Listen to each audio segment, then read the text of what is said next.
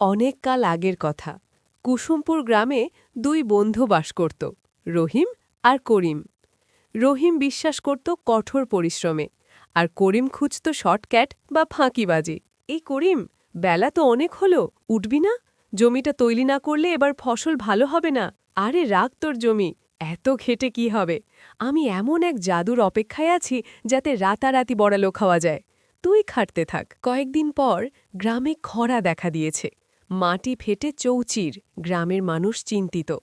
রহিম হতাশ হয়ে আকাশের দিকে তাকিয়ে আছে।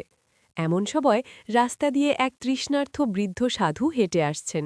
সাধু প্রথমে করিমের কাছে জল চায়, করিম তাকে তাড়িয়ে দেয়। রহিম তাকে জল পান করাল। বাবা, তোমার মন তো অনেক বড়।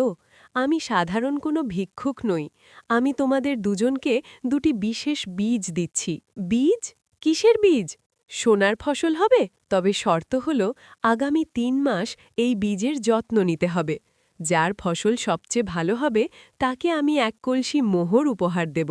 রহিম ভোরবেলা উঠে নদী থেকে অনেক কষ্ট করে জল এনে গাছে দেয়। সে প্রাকৃতিক সার, গোবর ব্যবহার করে। গাছটির সাথে কথা বলে, তার গাছটি ধীরে ধীরে বড় হচ্ছে, পাতাগুলো গাঢ় সবুজ। করিম বাজার থেকে দামি রাসায়নিক সার কিনে আনে।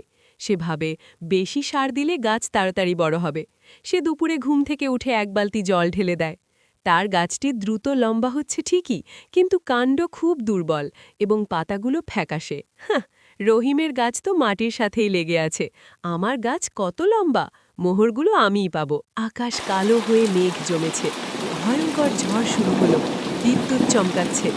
রহিম ঝড়ের মধ্যে দৌড়ে গিয়ে বাঁশ দিয়ে তার ছোট কিন্তু শক্ত গাছটিকে ঠেস দিয়ে রাখে।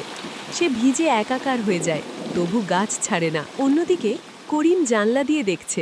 সে ভাবছে, এই রাতে কে বেরোবে? আমার গাছ অনেক বড়, ঝড়ে কিছু হবে না। সকালে ঝড় থামল। করিমের লম্বা দুর্বল গাছটি মাঝখান থেকে ভেঙে পড়ে আছে, আর রহিমের গাছটি একটু নুয়ে পড়লেও অক্ষত আছে এবং তাতে একটি সুন্দর সোনালি রঙের ফুল ফুটেছে। হায় হায়, আমার সব শেষ। আমার লোভের কারণে আমি গাছটার গোড়া শক্ত হতে দিইনি। ৩ মাস পূর্ণ হল। সাধু আবার ফিরে এলেন। গ্রামের সবাই জড়ো হয়েছে।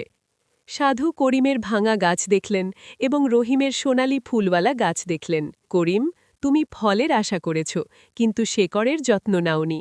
আর রহিম, তুমি ফলের চিন্তা না করে গাছের সেবা করেছ। বাবা, আমার গাছে তো কোনো সোনার ফসল হয়নি, শুধু একটা ফুল ফুটেছে। আমি কি হেরে গেলাম? সাধু হাসলেন। তিনি রহিমের গাছের গোড়ার মাটি সরাতে বললেন। মাটি সরাতেই দেখা গেল গাছের শেকড়গুলো মাটির নিচে একটি মাটির হাঁড়ি আঁকড়ে ধরে আছে। হাঁড়িটি তুলতেই দেখা গেল সেটি স্বর্ণমুদ্রায় ভরা। আসল সোনা এই হাঁড়িতে নয় বাবা, আসল সোনা হলো তোমার ধৈর্য। তবে পুরস্কার হিসেবে এই হাঁড়ি তোমার। করিম অনুতপ্ত হয়ে রহিমের কাছে ক্ষমা চায়।